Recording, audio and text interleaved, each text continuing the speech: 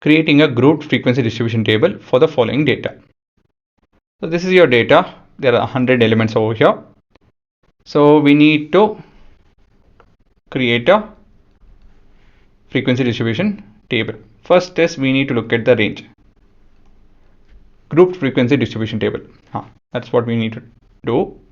So first is the range. For that we need to know the highest and the lowest value. The same set of data is typed over here. And if I execute this, I have both grouped and ungrouped. So this is ungrouped. So here we can see the lowest is 23 and the highest is 98. So we have the range to be 23 to 98. So this is your class. This is tally, and that's your frequency. Now, what is a class width that is ideal for such a scenario? The class width, not width, class width. What do you think we should go with? We should go with tens. Okay, does that make sense? We start with 20, not 10. 20s because 23 is the lowest. So 20, 30, 40, 50, 60, 70, 80, 90.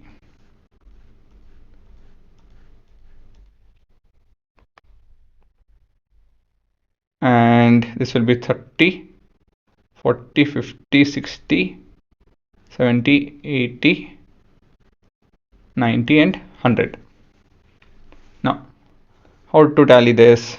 95 is in the last group, 67 will be in 60 to 70, 28 will be in the first group, 32 will be in the second group, 65 in 60 to 70 group. So if you keep on doing this, you'll get the answer. I want to revise this again. If you get 40, it should not be in the second group, it should be in the third group. 40 is the higher limit of this continuous grouped distribution table, so it should not be over here but in the next group. So again one more 40 in the third group, 69 is over here, 42 will be in the third group, so on and so forth. So this is not practical, 100 of this, and if I show you guys that, you'll get bored. So point is, that's the use of a code, and I'm done. This is it. So you just copy this. If you want to write it down, just paste it over here, or you can, you will have a pen and paper and all of that. So you just can copy from the screen. The frequency over here is 3, 14, 12, 8, 18, 10, 23. I remember this to be 100 items. So I can code also to add up the number. So we have 17 plus 20 plus 28 plus 35. Right? There are 100 items clearly. Okay, so I want you guys to understand that statistics, the best way to handle is using programs, a coding. Right? A coded statistics will always be faster and more efficient. Right? And yeah, you need to interpret the data. That's where your job comes in, not to count and tally things. That is only that to understand how things are done.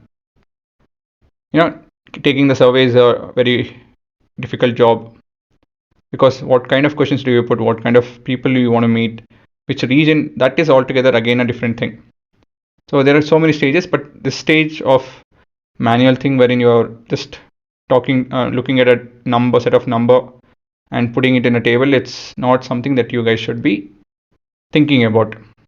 That the different versions of how to interpret the data is what you guys have to think about. How to get the data and how to interpret the data is where these are the two ends that you will be involved in if you do get involved in any kind of statistics. Statistics is pretty much everywhere. Whatever field you go, it won't go away. Okay, so this is not something that I want you guys to copy. This is only to show you guys sample a very small data set, which is not manually done within a second, but for a system and few set of, this is still not efficient. I mean, this coding is altogether, of course, I can there are hundreds of people out there, thousands of people out there. You can make this code a lot more efficient. This is decent to begin with, that's all. So around 90 lines of kind of coding, not exactly 90, there are quite a few things to be removed, but anyways, point is, so this many lines and you are done. Any big data, you're pretty much able to make into ungrouped and grouped data, right?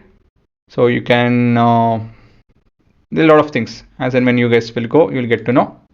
So I just wanted you guys to get introduced to this particular scenario and the possibilities.